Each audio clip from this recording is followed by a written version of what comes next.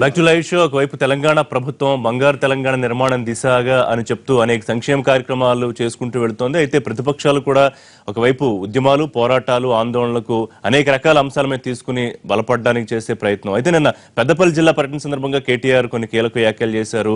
కాంగ్రెస్ పార్టీదంతా గడిచిపోయింది గతం, ఇక భవిష్యత్ అంతా టీఆర్ఎస్ మాత్రమే అన్నారు. తెలుగుదేశం పార్టీ అసలు తెలంగాణలో లేదు అని ఆయన మరొకసారి స్పష్టం చేశారు. ఇక్కడ కేవలం ఉనికి కోసం మాత్రమే తెలుగుదేశం పార్టీ నాయకులు వాళ్ళు ఎదురు చూస్తున్నారని ఆయన విమర్శలు చేశారు. మరోవైపు సింగరేణి కార్మికులకు సంబంధించి వాళ్ళు మోసం చేశారు. వారసత్వ ఉద్యోగాలకు సంబంధించి ప్రభుత్వం ఇచ్చిన మాట నిలబెట్టుకోలేని పరిస్థితి, నిలబడదని తెలుసు కూడా జీవో ఇచ్చారని చెప్పి ఇటు కాంగ్రెస్ పార్టీ అలాగే ఏఐటీసీ, ఐఎన్టీసీలు కూడా ఉద్యమాలకు సిద్ధమవుతున్న నేపథ్యం. ఇక మిర్చి రైతులు ఉపాధి హామీలకు సంబంధించి కూడా కాగ్ సీరియస్ కామెంట్స్ చేసింది. అంశాల మీద లైవ్ షోలో మనం మాట్లాడదాం. మనతో పాటుగా కోననేని సాంబశివరావు గారు, మాజీ ఎమ్మెల్యే, సిపిఐ రాష్ట్ర అసిస్టెంట్ సెక్రటరీ మనతో జాయిన్ అవుతున్నారు. అలాగే సిహెచ్ ఉమేష్ రావు గారు, తెలంగాణ కాంగ్రెస్ సీనియర్ నాయకులు, పాతూరి సుధాకర్ రెడ్డి గారు, మండలి చీఫ్ విప్, టీఆర్ఎస్ నాయకులు, సిహెచ్ ఇక అమర్నాథ్ బాబు గారు, తెలంగాణ తెలుగుదేశం ప్రధాన కార్యదర్శి మనతో జాయిన్ అవుతున్నారు. రైట్, సుధాకర్ రెడ్డి గారు, ఒకటి ప్రతిపక్షాల పాత్ర ఏ రాష్ట్రంలో అయినా అధికారంలో ప్రభుత్వం ఉంటుంది, ఏ రాష్ట్రంలో ప్రతిపక్షాలు ప్రజల కోసం గొంతెత్తుతాయి. ఏవైతే ప్రభుత్వం నెరవేర్చలేకపోతుందో ఆ ఇష్యూస్ ని బయటికి తీసుకొస్తాయి. కానీ ప్రతిపక్షాలు అసలు లేవనే చెప్పే ఆలోచన మొదటి నుంచి కూడా టీఆర్ఎస్ ప్రభుత్వం చేస్తోంది. Point number 1. రెండోది, కాంగ్రెస్ వైభవమో లేకపోతే గడిచిపోయిందంటే ఏ పార్టీకైనా మళ్లీ మంచి రోజులు వచ్చే అవకాశం ఉంటుంది. తెలంగాణలో ఎందుకు కాంగ్రెస్ పార్టీ వైభవం గతం అని చెప్తున్నారు? అసలు తెలుగుదేశం పార్టీ ఉనికి లేదని చెప్పడం వెనకాల ఉద్దేశం ఏంటి? ఋషి గారు, తెలంగాణ అందరం కలిసి ఉద్యమం చేసి తెలంగాణ సాధించుకున్నాం. తెలంగాణ సాధించుకున్న తర్వాత ఎన్నికలు వచ్చినాయి. ఎన్నికలలో వారి వారి పార్టీల యొక్క మేనిఫెస్టోలు పెట్టి అందరం కూడా ఎన్నికలు పోయినాం. ఎన్నికలు అయిన తర్వాత టీఆర్ఎస్ పార్టీ మీద నమ్మకంతో టీఆర్ఎస్ పార్టీకి పట్టం కట్టారు. ముఖ్యమంత్రి మొదటి స్పీచ్లోనే ఏమన్నారంటే, ఈ ఎన్నికలు అయిపోయినాయి, మనకి రాజకీయాలు వద్దు, మన తెలంగాణను బంగారు తెలంగాణ చేసుకుందాం. అందరి లక్ష్యం ఒకటే, మన తెలంగాణకు విపరీతమైన వనరులు ఉన్నాయి, ఆ వనరులను సద్వినియోగం చేసుకునేటట్టుగా అందరిని ప్రజలను చైతన్యపరిచి బంగారు తెలంగాణలో అందరం కలిసి రండి అనేటువంటి ఒక మాట. దానికి అనుగుణ్యంగానే వివిధ పార్టీలలో ఉండేటువంటి వారందరూ కూడా కలిసి వచ్చి పార్టీని పుష్టి చేసేటువంటి కార్యక్రమంలో ఉన్నారు. అయితే ఇందులో చెప్పేటువంటి విషయం ఏమిటంటే, తెలుగుదేశం పార్టీ ఏదైతున్నదో ఇక్కడ మాత్రం దానికి ఉనికి లేనటువంటి పరిస్థితి వస్తుంది. ఎందుకంటే గతంలో ఏదైతే బీద పార్టీ ఉనికిని మీరు ఎలా నిర్దేశిస్తారు? ఎందుకు నిర్దేశిస్తామంటే, మా పార్టీలో ఉన్నటువంటి వాళ్ళందరూ కూడా ఇవాళ కాంగ్రెస్ వాళ్ళు వచ్చిండ్రు, తెలుగుదేశం వాళ్ళు వచ్చిండ్రు. ప్రత్యేకమైనటువంటి టీఆర్ఎస్ పార్టీ అనేది జాతీయ పార్టీ అయితే కాదు, మాది ప్రాంతీయ పార్టీ. ప్రాంతీయ పార్టీలో అన్ని భావాలు కలిగినటువంటి వాళ్ళందరూ కలిసికట్టుగా ఏర్పాటు చేసుకున్నటువంటి పార్టీ. మా పార్టీలో కమ్యూనిస్టులు ఉంటారు, మా పార్టీలో కాంగ్రెస్ వాళ్ళు ఉంటారు, మా పార్టీలో టీడీపీ వాళ్ళు. అదే అంటున్నాం, అసలు మా సిద్ధాంతమే కమ్యూనిస్ట్ సిద్ధాంతమే. మేము చేసేదంతా వామపక్ష భావాలు కలిగినటువంటి బీదరికాన్ని అంతం చేయాలనేటువంటి ఒక సంకల్పం. ఎట్లా ఇప్పుడు మిగతా అన్ని పార్టీలు వచ్చి టీఆర్ఎస్ లో కలిసిపోవాలన్నా, లేకపోతే అసలు మిగతా పార్టీలు ఏమి ఉండకూడదు? అందరూ వచ్చి కలిసిపోతుండ్రు కాబట్టి ఇక వాటి యొక్క ఆవశ్యకత లేదండి. నిన్న రామారావు గారు అన్నది ఉద్దేశం ఏమిటంటే, నిన్న సభ్యత్వ కార్యక్రమంలో పెద్దపల్లిలో సభలో పార్టిసిపేట్ చేసింది. ఆ సభ్యత్వం చేసుకున్నప్పుడు ఇతర పార్టీల యొక్క ఆవశ్యకత లేదు మన రాష్ట్రానికి, కాబట్టి కేవలం టీఆర్ఎస్ శరణ్యం, కాబట్టి టీఆర్ఎస్ పార్టీలో సభ్యత్వం తీసుకోండి అనేటువంటి మాట చెప్పింది. కాబట్టి ఇలా టీడీపీ పార్టీ అంతమైపోయింది. ఎందుకంటే ఆంధ్రప్రదేశ్ లో టీడీపీ పార్టీ ప్రభుత్వంలో ఉన్నది, కాబట్టి అక్కడ వాళ్ళకి దాన్ని కేంద్రీకరణ చేయాలి. కాబట్టి ఆ పార్టీకి అది ముఖ్యం తప్ప మన రాష్ట్రం టీడీపీ జాతీయ పార్టీగా మారింది కదా. అదే జాతీయ పార్టీ, కాబట్టి జాతీయ పార్టీ అయినా కేవలం నామమాత్రంగానే జాతీయ పార్టీ ఉంటుంది తప్ప అది జాతీయ పార్టీగా చలామణి ఏదైనా కానీ ప్రాంతీయ పార్టీగానే చలామణి అవుతుంది. అందుకొరకు వాళ్ళు ఆంధ్రప్రదేశ్ మీదనే కేంద్రీకరణ చేస్తారు తప్ప ఇక్కడ మాత్రం కేంద్రీకరణ చేసే సంక్షేమ పథకాల్లో నెంబర్ 1 రాష్ట్రం కాబట్టి తెలంగాణ సీఎం కేసీఆర్ చెప్పినవే కాకుండా చెప్పను కూడా చేస్తున్నారు, అవసరాన్ని బట్టి అడగందు కూడా చేస్తున్నారు. ఇది నిన్న కేటీఆర్ గారు చెప్పింది. సో మిగతా పార్టీలు అవసరం లేదు, ముఖ్యంగా కాంగ్రెస్ పార్టీ అవసరం అసలు లేదు. ఇది కేటీఆర్ గారు చెప్పింది. కేటీఆర్ కు ప్రచారం కావాలండి. కేటీఆర్కి ఇప్పుడు ఏం కావాలంటే ప్రచారం, బాగా ప్రచారం కావాలి, ఏది పడుతుంది మాట్లాడితే ప్రచారం దొరుకుతుంది అనేటువంటి ఆశల్లో ఆయన ఉన్నాడు. ఇప్పుడు ఒకటే అన్ని రాజకీయ పక్షాల మన ఎమ్మెల్యేలను ఎంపీలను తీసుకొని వాళ్ళ పార్టీలో కలుపుకుంటే మొత్తం పార్టీలు రద్దు అయిపోయినాడు. వినండి, అది ఏదేమన్నా కావచ్చు, ప్రజలు తర్వాత అంటే ఏం చేస్తారు ఉమేష్ అన్న? మీ టీఆర్ఎస్ పార్టీ నేను మంచి సమాధానం ఇస్తాను, కొంచెం ఓపిక పడితే మీకు సమాధానం దొరుకుతుంది. తొందరపడకండి. విమర్శలు ఇన్ని తట్టుకుంటూ విమర్శలను తట్టుకునే దమ్ములు కూడా కావాలి. ఈ కేటీఆర్ దమ్ము నేను చెప్తా. ఇప్పుడు ఒకటి, అన్ని రాజకీయ పక్షాల ఎమ్మెల్యేలను ఎంపీలను తీసుకుని వాళ్ళ పార్టీలు కలుపుకుంటే పార్టీ బాగా బలమైంది, మిగతా పార్టీలు అంతర్ధానం అయిపోతున్నాయని ఒక పిచ్చి భ్రమలో ఉన్నాడు అతను తెలియదు రాజకీయాలు తెలియదు, ఏదో తండ్రి సాటిన తెలియదు, అసలు చెప్తున్నాను తెలియదు రాజకీయాలు తెలియదు. తెలంగాణ ఉద్యమం అప్పుడు ఎక్కడో ఆయన అడిగితే ఆయన చెప్తాడు, మీకు నేను చెప్పాల్సిన పని లేదు. ఎన్నికల్లో గెలిచినంత మాత్రం రాజకీయాలు తెలిసినట్టు కాదు. ఈ తండ్రి పేరు మీద బీఫామ్ తీసుకుంటే అందరు గెలిచారు. ఆ సమయంలో తెలంగాణలో ఎవరు పడితే వాళ్ళు గెలిచారు. నీకు అసలు రాజకీయ చరిత్ర తెలియదు నీకు. కాబట్టి కాంగ్రెస్ పార్టీని లీడర్లను తీసుకుంటే కాంగ్రెస్ పార్టీ అంతర్ధానం అయిపోతున్నట్టు పిచ్చి భ్రమలు ఆయన ఉంటే మేము చేయగలిగాం. నేను ఒకటే సవాల్ చేస్తున్నా, ఇంతమంది ఎమ్మెల్యేలను తీసుకున్నారు మీరు వల్ల, సరే వాళ్ళని పక్కకు ఉంచండి. నిన్నగాక మన గుత్తా సుఖేందర్ రెడ్డి తీసుకున్నారు. మీకు దమ్ముంటే గుత్తా సుఖేందర్ రెడ్డితో రాజీనామా చేసి నల్గొండలో గెలవండి. ఎందుకు మీకు చేత కాకనే ఇప్పుడు, ఎందుకంటే మీకు అభద్రతలోకి వెళ్ళిపోయి లేనిపోని సర్వేలు చేయించి సర్వేలలో మార్కులు వేయించుకుంటా ఎమ్మెల్యేలకు మీ అందరికి సీట్లు ఇస్తాం తప్పకుండా ఎలక్షన్ ప్రస్తావన తీసుకొచ్చారు.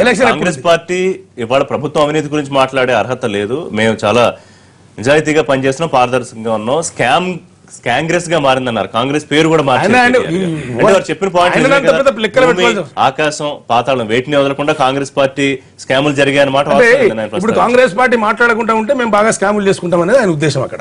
ఎందుకంటే కాంగ్రెస్ పార్టీ మాట్లాడకుంటుంటే, కాంగ్రెస్ పార్టీ లేకుంటుంటే మేము రాష్ట్రాన్ని దోసుకోవచ్చనే ఆలోచన. ఇలా తెలంగాణ వాళ్ళ గుండెల మీద కొట్టిన పార్టీ అండి. ఇలా మీ పార్టీలో మీ ప్రభుత్వాలు ఎవరికి ఇచ్చినట్టు పదవులు? నిన్నగాక మొన్న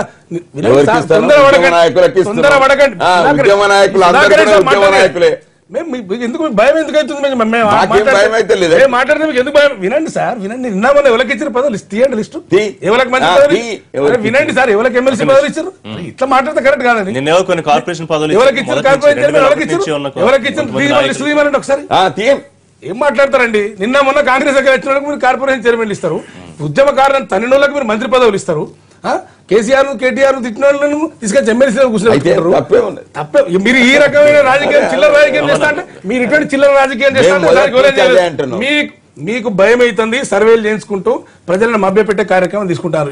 ఇప్పుడు అవసరం లేదు, మీరు ప్రభుత్వం నడిపే వాళ్ళు రోజు సర్వేలు చేసుకుంటారు. రేపు ఎలక్షన్ అన్నట్టుగా సర్వేలు ఇంకో యాంగిల్ మీరు చూడాలి. ఎమ్మెల్యేలు ఎవరైతే సరిగా పని చేయలేకపోతున్నారో ఆ కామెంట్స్ కూడా ముఖ్యమంత్రి చేశారు. ఏం కామెంట్ చేయాలి ముఖ్యమంత్రి అంత తెలుసు. మా డిస్ట్రిక్ట్ లో నేను చెప్తున్నా, మా కరీంనగర్ డిస్ట్రిక్ట్ పాత డిస్ట్రిక్ట్ లో 12 మంది సీట్లు 12 సీట్లు గెలిచారు. 12 సీట్లు 2 సీట్లు కూడా గెలవే వాళ్ళ పరిస్థితి మాకు తెలుసు. గ్రౌండ్ రియాలిటీ ఏందో మాకు తెలుసు, వాళ్ళకు కూడా తెలుసు. మేము సర్వేలు చేసుకుంటాం. వినండి, మేము సర్వేలు వీళ్ళలాగా జనాలను మభ్యపెట్టడం కోసం ఓపెన్ చేసి మేము ఇన్ని గెలుస్తున్నాం అన్ని గెలుస్తాం అని చెప్పాం. వీళ్ళకి అభద్రత ఉంది కాబట్టి లేని సర్వేలు పెట్టి మార్కులు వేసుకుంటా కార్యక్రమాలు చేస్తున్నారు. వాళ్ళ చరిత్ర నేను ఒకటే చెప్తున్నా, కాంగ్రెస్ పార్టీ తరఫున నేను ఒకటే చెప్తున్నా, మీకు దమ్ముంటే నల్గొండ ఎంపీ రిజైన్ చేసి ఎలక్షన్ రండి. మీకు దమ్ముంటే మీ ప్రభుత్వం సంగతి ఇప్పుడు ఇంకా మాట్లాడారు కదా. ఆయనే వెళ్లిపోయారు. సరే, లోకేష్ గారు కూడా కొంత ఇక్కడ ఏదో చూసుకుంటారన్నారు, ఆయన కూడా చూసుకోవట్లేదు. ఇక్కడ ఇంకా నాయకులు పార్టీ ఏదో ఉనికి కోసం, వాళ్ళ ఉనికి కోసం ఏదో కామెంట్స్ చేస్తున్నారంట. అవును, ఇప్పుడు కేటీఆర్ అయినా మన సుధాకర్ రెడ్డి గారైనా హిజ్ మాస్టర్స్ వాయిస్ అని వాళ్ళు ఉన్న పాత్ర పోషించాలి కాబట్టి చెప్తారు. కేసీఆర్ కి జన్మనిచ్చిన పార్టీ, కేసీఆర్ కి తెలుసు తెలుగుదేశం పార్టీ బలమేందో. ఇవాళ చంద్రబాబు నాయుడు గారు విజయవాడ కాదు ఢిల్లీ వెళ్తారు, ఢిల్లీ నుంచి శాసిస్తారు అవసరమైతే. జాతీయ స్థాయిలో ప్రతిపక్షంగా ఉన్న తెలుగుదేశం పార్టీ ఒకప్పుడు ప్రధాన ప్రతిపక్షంగా ఉన్న పార్టీ ఇవాళ నేషనల్ ఫ్రంట్ కానీ ఎన్డీఏ కానీ ఏ రకంగా ప్రభావితం చేసినామో, ఏ రకంగా ఎన్ని రాష్ట్రానికి కానీ దేశానికి కానీ ఎన్ని పనులు జరిగినాయో రాజకీయంగా ఒక వ్యక్తి డిసైడ్ చేయలేడు. అలా అయితే కాంగ్రెస్ పార్టీ కూడా చాలా కార్యక్రమాలు చేసింది, చాలా కాలం అధికారంలో ఉంది, కానీ దాందే గత వైభవం. అయితే నేననేది ఇవాళ కేసీఆర్ గారికి పొత్తు కావాలన్నప్పుడు టీడీపీ కావాలి, పొత్తు కావాలన్నప్పుడు కాంగ్రెస్ కావాలి, సుధాకర్ రెడ్డి గారు ఎమ్మెల్సీ పోటీ చేయాలన్నప్పుడు టీడీపీ కావాలి, మళ్ళీ ఎమ్మెల్సీ గెలిచిండు కాబట్టి ఇప్పుడు పాపం టీఆర్ఎస్ పొత్తుతో గెలిచిండు కాబట్టి ఇవాళ కేసీఆర్ పాట పాడతాడు, కేటీఆర్ పాట పాడతాడు. ఇవాళ ఆయన చెప్పడమో కేటీఆర్ చెప్పడం కాదు, తాతకు దగ్గులు నేర్పినట్టుంది. వాళ్ళ తండ్రికి జన్మనిచ్చింది కాదు. క్యాబినెట్ లో 3/4 క్యాబినెట్ టీడీపీ ఉన్నదంటే లీడర్షిప్ తయారు చేసినటువంటి కార్ఖానా టీడీపీ. ఇవాళ లీడర్షిప్ ఇవ్వకపోతే ఈ రాష్ట్రానికి మాత్రం గతి ఉండేది కాదు. ఇవాళ ముఖ్యంగా కూడా తెలంగాణ ఉద్యమము సామాజిక తెలంగాణ ప్రజలందరూ కోరుకున్నట్టు వచ్చినట్టు తెలంగాణ ఉంటే సరిపోయేది. అరే దళితులకు 50% ఉన్నటువంటి మహిళలు, ఆఖరికి 27% ఉన్నటువంటి దళితులు, వాళ్ళకి రిప్రజెంటేషన్ లేని క్యాబినెట్ ఇది కూడా ఒక క్యాబినెట్ అనా? ఒక ఫ్యూడలిస్ట్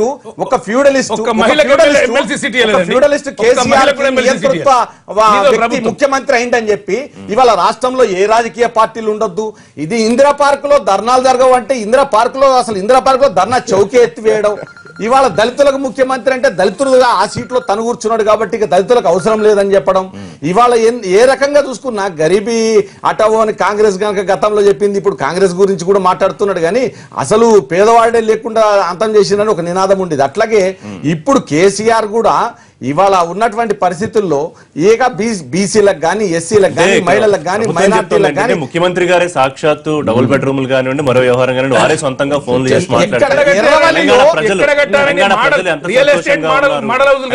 అది కాదండి. ఇంకా కొంచెము ఈ కాంగ్రెస్ అభ్యర్థి last 1 day before with draw కాకపోతే ఇవాళ ప్రతాప్ రెడ్డి గెలిచేవాడు, కేసీఆర్ ఓడిపోయేవాడు. పరిస్థితి ఎంత అండి మార్జిన్? ఎంత మార్జిన్? మీరు చెప్తారు కదా గొప్పలు. ఇవాళ మీరు చెప్తారు కదా హరీష్ రావు ఎంత మెజారిటీతో గెలిచాడు, కేసీఆర్ ఎంత మెజారిటీతో గెలిచాడు. అంటే 1-2 ఓట్లు అయినా కాదు. ఇవాళ తెలుగుదేశం పార్టీ ప్రజల గుండెల్లో ఉంది, గ్రామాలలో ఉంది. నువ్వు నడిచే రోడ్డు గాని, ఇవాళ గల్లీ నుంచి ఢిల్లీ దాకా పోయే రోడ్లు గాని, ఇవాళ ఉన్నటువంటి తాగిచ్చే మంచినీళ్లు గాని, ఇవాళ ఇళ్లు గాని, ఏదైనా కూడా గ్రామాలలో బడి గుడి రోడ్డు డ్రైనేజీ ఏ రకమైన గత ప్రభుత్వం తెలుగుదేశం ప్రభుత్వంలో ఇచ్చింది తప్ప నువ్వు కొత్తగా వచ్చి చేసి కట్టి ఎర్రవల్లిలో ఇల్లు కట్టి దేశమంతా పండుగ చేస్తానంటే ఎట్లా కుదురుతుంది? నా కాన్సెన్సీలో ఎన్నిళ్ళు కట్టించినావా అని అడుగుతున్నారు. ఇవాళ ఏ కాన్సెన్సీ కూడా ఏ ఎమ్మెల్యే కూడా ప్రజల దగ్గరికి వెళ్ళి ముఖం చూపించుకునేటువంటి పరిస్థితి లేదు. ఇవాళ పత్రికలో వచ్చిందిగా నిధులు 5,000 కోట్లు బకాయిలు ఉంటాయి, 1,000 కోట్లు రిలీజ్ చేస్తారు. ఇవాళ 30,000 ఇళ్లు ఉన్నాయి హైదరాబాద్ లో. పొజిషన్ ఇవ్వడానికి అవకాశం లేని పరిస్థితి. ఇవాళ డబుల్ బెడ్రూమ్ కే న్యాయం చేయలేదు. అబద్ధాలు కాదు.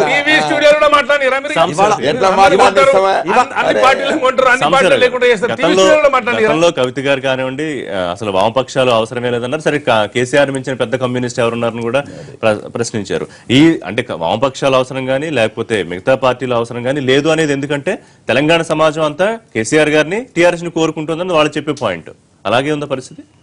ఇప్పుడు ఋషి గారు ఇంతకుముందు జరిగినటువంటి డిస్కషన్లో ముఖ్యంగా కాంగ్రెస్ లేదు, తెలుగుదేశం లేదు, ఇటువంటి భావజాలం ప్రజాస్వామ్య వ్యవస్థలో అత్యంత ప్రమాదకరమైనటువంటి భావజాలం. అంటే ఎవరు అధికారంలో ఉంటే మేమే శాశ్వతం. చరిత్ర మనం ఒకసారి తిరగదీసుకుంటే ఇంతవరకు ఒకసారి అధికారంలోకి వచ్చిన వాళ్ళు చచ్చిపోయే వరకు అధికారంలో ఉన్నవాళ్ళు, అధికారంలో ఉన్న పార్టీ ఎక్కడ లేదు, సాధ్యం కాదు. కానీ అక్కడ చంద్రబాబు గారు ఏమంటున్నారంటే మేము ఉన్నంతకాలం టీడీపీ అధికారం అంటున్నాడు. ఇక్కడ కేసీఆర్ ఇద్దరిది ఒకే స్కూల్, చిన్నప్పుడు ఒక స్కూల్ నుంచి వచ్చిన వాళ్ళే. ఇక్కడ కేసీఆర్ ఏంటంటే వేరే పార్టీకే స్థానం లేదు. సాధ్యమవుతుందా అది? ఆయన అనుకుంటున్నాడు ఎమ్మెల్యేలని సుధాకర్ రెడ్డి గారు అంటున్నారు వచ్చారంటున్నారు, ఫిరాయింపులు చేయించాడు ఆయన బలవంతాన్ని. ఇప్పుడు కూడా గ్రామాల్లోకి వెళ్ళి మీకు ఇది ఇల్లు ఇస్తాము ఇంకోటి ఇస్తామని చెప్పి బలవంతాన్ని కండవాలు కప్పి వారి నాయకత్వంలోనే తెలంగాణ అభివృద్ధి అందుకే వచ్చారు. ఆయన చెప్పేదేమో వచ్చారని, మేము చెప్పేదేమో బలవంతాన్ని అనేక ప్రలోభాలు పెట్టి లేకపోతే అనేక రకాలుగా వాళ్ళని నిర్బంధాలకు గురి చేస్తామని భయపెట్టి ఆ విధంగా తీసుకుంటున్నారు చాలా మందిని. ఆ విధంగా తీసుకుని అదే బలం అనుకుంటున్నారు. ప్రజల్లోకి వెళ్ళి చూస్తే అది వేరేగా ఉంటుంది. ఇప్పుడు టీడీపీ ఉందండి, టీడీపీ మనం ఎన్ని అన్నా కాదన్నా ప్రతి నియోజకవర్గంలో 15 నుంచి 20,000 ఓట్లు ఉంటాయి, నాకు తెలుసు అది టీడీపీ. ఇప్పుడుకైనా సరే నువ్వు దేన్ని కూడా శాశ్వతంగా లేకుండా చేయటం అనేది సాధ్యం కాదు.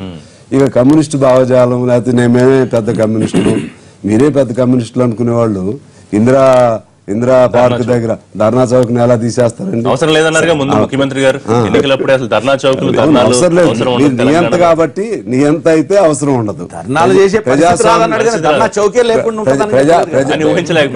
ప్రజాస్వామ్యంలో తమ బాధలు చెప్పుకోవడానికి ఒక వెంటిలేషన్ కావాలి. ప్రత్యామ్నాయం ఇస్తా ఉన్నారు కదా, ఎక్కడ కావాలంటే అక్కడ అంటే ఎక్కడ సిటీకి 4 పక్కల నీకు అంత భయం ఎందుకండి? ఇక్కడ ఇందిరా రాష్ట్రం అంతా తిరిగి వస్తే ఆయన వీరభద్రం గారు ఎక్కడ మీటింగ్ పెట్టుకున్నాడు? ఒక్క నిమిషం నాగోల్ దగ్గర ఒక్క నిమిషం అతనికి అంత భయం ఎందుకు అంటున్నా? ప్రజలంటే అంత భయం ఎందుకండి? ఎప్పుడైనా అన్లాఫుల్ యాక్టివిటీ ఏమైనా జరిగిందా? అనేక ఏళ్లలో నువ్వు కూడా ధర్నాలు చేసావుగా అక్కడ. అదేవిధంగా తెలంగాణ కోసం అనేక రకాల ఉద్యమాలు చేసావు కదా. మీకు అప్పుడు లేనిది అంటే అప్పటికంటే ఇప్పుడు ప్రత్యేకమైనటువంటి పరిపాలన ఎక్కడుందండి? అప్పుడేమో ఆంధ్ర పాలకులని చెప్పి తిట్టేవాడివి, ఇప్పుడు అంతకంటే నిర్బంధాలు ఇవాళ చేస్తున్నావు. రెండోది ఏంటంటే ఇవాళ స్ట్రైక్ చేయాలంటే భయం, నాకు ఇది కావాలని అడగాలంటే భయం. స్ట్రైక్ చేస్తే ఈ ఎర్ర జెండాలని దిక్కుమాలిన జెండాలు అన్నాడు. మరి ఇప్పుడు ఎర్ర జెండాలు మంచివి లేకపోతే నేనే కమ్యూనిస్ట్ అని ఎలా అంటాడు? కమ్యూనిస్టు భావజాలాన్ని నేనే ఓన్ చేస్తున్నా, ఇక అవసరం లేదని అట్లా తిట్టిన వాడికి అదేవిధంగా మున్సిపాలిటీ పంచాయతీ వర్కర్లు వాళ్ళు చిన్న వాళ్ళు జీతాలు పెంచండి అని సమ్మె చేస్తే అంతకుముందు నువ్వు పర్మనెంట్ చేస్తా అని చెప్పి మీరు దిక్కుమాలిన సంఘాలు మీకు సమ్మెలు అవసరమా అంటే కాళ్ళ దగ్గరికి రావాలనేటువంటి పద్ధతి. ప్రతిపక్షాలు కూడా తెలంగాణ ప్రజలను తెలంగాణ సమాజాన్ని కన్విన్స్ చేయలేకపోతున్నాయా? చేయలేని పరిస్థితుల్లో ఉన్నాయా? కొంతకాలం ప్రతి అధికార పార్టీకి కొంతకాలం నడుస్తుంది. ఆ మైక్ ఉంటది, ఆ మైక్ అలా ఉంటది. ఎందుకంటే బాగా మాకు ఎదురు లేదు అనుకునే వాళ్ళకే ప్రజలు ఆ అవసరం ఆ సందర్భం వచ్చినప్పుడు ఎక్కడ ఏ స్థానం కల్పించాలో అక్కడ కల్పిస్తారు. ఆ కొద్దిసేపు అర్థం కాదు, కొద్దిసేపు అలా ఉంటుంది. ఆయన అహంకారం గర్వంతో మాట్లాడిన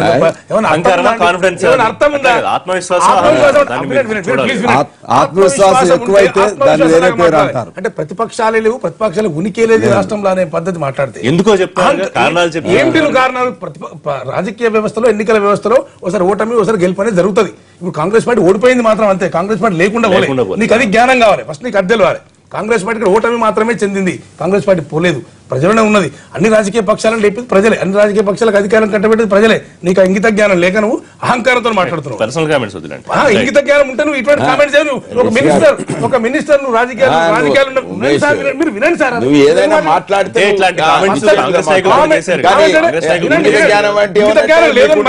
రిపీటెడ్ చెప్తున్నా,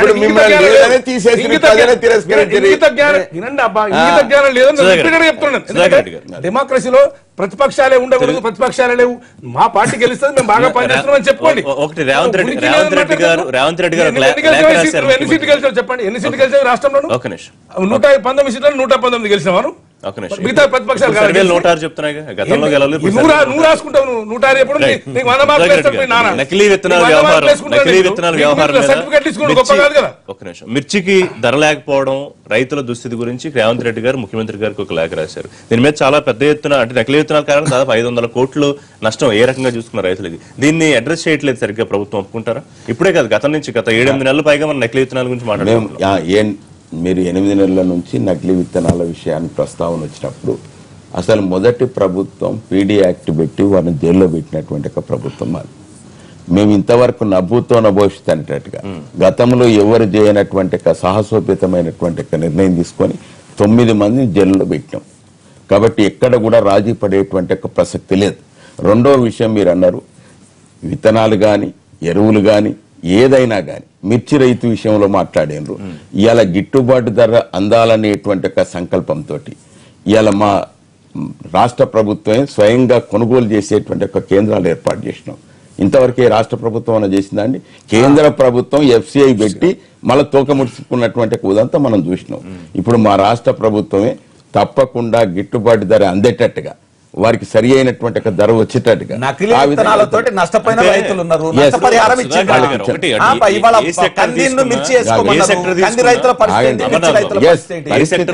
ఏ లేయర్ తీసుకున్నా ఎక్కడా లోపాలు లేవు అని చెప్పుకోవడం ప్రభుత్వానికి కరెక్టేనా? అంటే 100% బ్రహ్మాండంగా మేము అంటలేం కదా, 100% కరెక్ట్ గా ఉన్నదనేటువంటి ఒక మాట చెప్పాం. ఇంత పెద్ద విస్తీర్ణం కలిగినటువంటి పంట ఎక్కువ వచ్చింది, పంట వచ్చినప్పుడు నేచురల్ తగలబెట్టుకున్న ఏ రైతు అయినా కానీ, నేను కూడా రైతు బిడ్డనే, అమర్నాథ్ కూడా రైతు బిడ్డనే, ఏ రైతు బిడ్డనైనా అది ఎంతనన్నా వండని, అది 10 రూపాయల కన్నా పోనీయండి, దాన్ని తీసుకొచ్చి ఇంట్లో దాన్ని తెలియని విషయం కాదు. 2వ స్థానం వచ్చింది తెలంగాణకు రైతుల ఆత్మహత్యల సంఖ్యలో. రిషి గారు, మన భౌగోళిక పరిస్థితులను చూస్తే మహారాష్ట్ర తెలంగాణ రాష్ట్ర పరిస్థితులు ఒక తీరునే ఉంటాయి. కాబట్టి ఈ 2 రాష్ట్రాల్లో ఆత్మహత్యలు జరుగుతాయి. ప్రభుత్వం కాబట్టి ఇలా మా అమర్నాథ్ గారే చెప్పారు సహాయం ఇవ్వాలి, కానీ ఆత్మహత్యలు జరగకుండా ఇప్పుడు ఇలా రైతుల ఆత్మహత్యలు జరగకుండా ఉండటానికి విద్యుత్ శక్తి సరఫరాను నిరంతరాయంగా కొనసాగేటట్టుగా, రైతులకు 9 గంటల కరెంటు అందేటట్టుగా ఆ విధమైనటువంటి కార్యక్రమాలు చేసుకుంటున్నాం. మా దగ్గర బోరు బావులు కాబట్టి అదే విధంగా ఎరువులు అందేటట్టుగా చూస్తున్నాం. ఏ విషయంలో చూసినా నీటి పారుదల రంగంలో విప్లవాత్మకమైన మార్పు తీసుకొచ్చినాం. అసలు ఇంత కార్యక్రమాలను కూడా ఈ రైతు సంక్షేమం కొరకు చేస్తున్నామా, ఏ కార్యక్రమం చేస్తున్నాం? కాబట్టి ప్రతి పైసా కూడా దుర్వినియోగం జరగకుండా, అవినీతికి ఆస్కారం లేకుండా ఇలా చక్కని పరిపాలన సాగిస్తుందంటే టిఆర్ఎస్ ప్రభుత్వం. మా అమర్నాథ్ గారే ఒప్పుకున్నారు.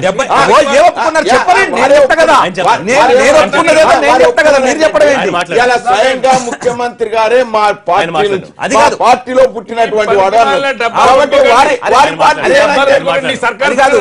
పాలల్లో విషం చుక్కలాగా అన్ని ఉంటాయి. విషం చుక్క కావచ్చు కదా, పాలు ఎందుకు అనుకుంటారు? అంటే మీ దగ్గర ఆంధ్రప్రదేశ్ లో ఒక ఉప ఎన్నికకు పోలే, మేము 10 సంవత్సరం ఉప ఎన్నికలకు వస్తున్నాం, ఎన్నికలు ఎగిరిస్తున్నాం. తెలుగుదేశం పార్టీ గొంతు పెట్టుకొని నోరు పెట్టుకొని అరవడం కాదు.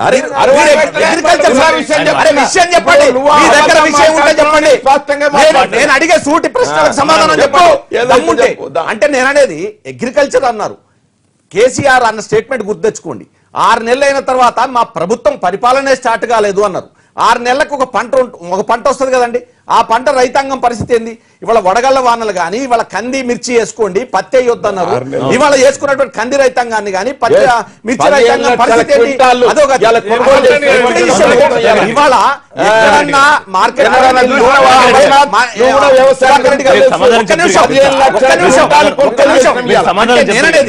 రైతులు ఇవాళ తెలంగాణ 2వ స్థానంలో ఉందన్నారు. 25 ఎకరాలు మించినటువంటి రైతులు 25 ఎకరాలు మించిన రైతులకు, మధ్యతరగతి రైతులు కూడా ఆత్మహత్యలు చేసుకున్న దాంట్లో 1వ స్థానంలో ఉంది తెలంగాణ. ఇవాళ వాళ్ళకి నష్టపరిహారము 2700 మంది చనిపోతే ఇప్పుడు ఎవరికి ఇచ్చింది లేదు. అసలు స్వామినాథన్ కమిషన్ సిఫార్సులో పంటలకు మద్దతు ధర అది కేంద్రం నుంచి తీసుకురావాలా, ఒత్తిడి చేయాలా, అది ఒక విషయం. రెండోది రాష్ట్ర ప్రభుత్వం చేయాల్సినటువంటిది. ఇప్పుడు నకిలీ విత్తనాలు అన్నారు. నకిలీ విత్తనాలతోటి నష్టపోయినటువంటి రైతాంగం ఉంది. నష్టపోయినటువంటి పంట నష్టపరిహారం ఇచ్చారా? వడగళ్ల వానతోటి మొన్న నిండుగా వచ్చినటువంటి పంట కూడా నష్టపోయారు. ఎక్కడ నష్టపరిహారం ఇచ్చారు? ప్రాజెక్టుల్లో 1 కోటి ఎకరాలకు నీళ్లు ఇస్తామన్నారు. లక్ష ఎకరాలు నీళ్లు ఇస్తామన్నారు. ఇవాళ పంటలు నీళ్లు రాక పంటలు ఎండి తగలబెట్టుకునేటువంటి పరిస్థితి వస్తా ఉంది. అసలు మీకు వ్యవసాయం మీద అవగాహన ఉందా? తెలంగాణలో ప్రత్యేకించి రైతాంగం పట్ల ఈ ప్రభుత్వానికి ఉన్నటువంటి చిన్న చూపు గతంలో ఏ ప్రభుత్వం కూడా చిన్న చూపు అని నేను చెప్తున్నాను. కారణం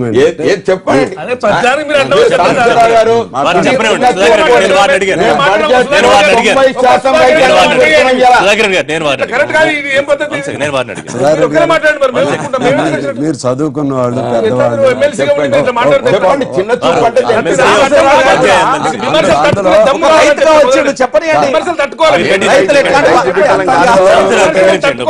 సుధాకర్ రెడ్డి గారు ఉపాధ్యాయుల ప్రతినిధి. ఉపాధ్యాయులు అంటే చాలా శాంతం, ఓర్పు, నేర్పాల సమాజం. అందులో పెద్దల సభ ప్రతినిధి, పెద్దరికం చూపెట్టాలి. సరే, అయితే ఈ ఎందుకు చిన్న చూపు అంటున్నానంటేనండి, తెలంగాణ ఫామ్ అయిన తర్వాత దాదాపు 2,500 మంది, ఇప్పుడు 3,000 మందికి కూడా చేరారు. ఒక్క రైతు దగ్గరికి కూడా సరే ముఖ్యమంత్రి వెళ్ళకపోతే వెళ్ళపోయాడు. రైతుల ప్రభుత్వం, పేదవాడి ప్రభుత్వం అని చెప్పేవాళ్ళు ఒక్క మంత్రి కూడా ఇంతవరకు వెళ్ళలేదండి. నెంబర్ 1. నెంబర్ 2, చనిపోయినటువంటి రైతులకి నష్టపరిహారం ఇంతవరకు ఎక్కడైనా ఒకళ్ళిద్దరికి ఇచ్చారేమో కానీ మా జిల్లాలో అనేక మంది చనిపోయారు. ఎక్కడ కూడా రైతులకు నష్టపరిహారం ఇవ్వాలి. నెంబర్ 2. నెంబర్ 3, వీళ్ళకి ఇస్తామన్నటువంటి రుణమాఫీ కూడా అంతా అది ఒక దగ. నెంబర్ 3. నెంబర్ 4, ఈ రైతాంగానికి సంబంధించినటువంటి వాళ్ళకి ఇటువంటి పంటలు అంతకుముందు ఇవ్వద్దు, ఇవ్వద్దు, వేరే కంది వేసుకోండి అని చెప్పిన పంటలు వేసుకోమని చెప్పినటువంటి వాళ్ళు వాళ్ళకి ఇవాళ ఆ పంటలు కొనుగోలు చేసే పరిస్థితి లేకపోతే, నష్టం జరుగుతూ ఉంటే దాన్ని కాపాడటం కోసం ఆదుకునేటువంటి దిక్కు లేదు. నెంబర్ 4. నెంబర్ 5, వారు చెప్పారే 9 మందికి 9 మంది పైన నకిలీ విత్తనదారుల పైన అరెస్ట్ చేశారు. అరెస్ట్ చేసి ఇది ఒక అద్భుతం అని రాష్ట్రం నలుమూలలో ఉన్నారండి. 9 మందికి అది చేసి దానివల్ల కాదు. ఇంకా ఆఖరి పాయింట్ ఏంటంటే ఈ రైతాంగానికి సంబంధించి వాళ్ళకి అవసరమైనటువంటి బీమా పథకం కానీ లేకపోతే వాళ్ళకి దెబ్బతిన్నప్పుడు ఆదుకోవటానికి కానీ ముందు చూపు లేదు. మన బడ్జెట్ కూడా పెట్టారు. బడ్జెట్లో ఎవరైనా సరే ధరల నియంత్రణకు సంబంధించి కానీ లేకపోతే వాళ్ళని ఆదుకోవటం కోసం కానీ ఒక 5,000 కోట్లు 10,000 కోట్లు ఒక నిధి పెట్టుకుంటే ఇటువంటి సంక్షోభాలు వచ్చినప్పుడు అడ్జస్ట్ చేసి దాన్ని కవర్ చేసుకోవాలి. అసలు అటువంటి ముందు చూపు లేదు. వాళ్ళంటే ప్రేమ లేదు. చెప్పుకోవటం కోసం ప్రాజెక్టులు అంటున్నారు. ప్రాజెక్టులు కరప్షన్ ఇవన్నీ చెప్తే చాలా కథలు ఉంటాయండి. మాట్లాడదాం. కాగ్ రిపోర్ట్ గురించి కూడా మాట్లాడదాం చిన్న బ్రేక్ తర్వాత. లైవ్ షోలో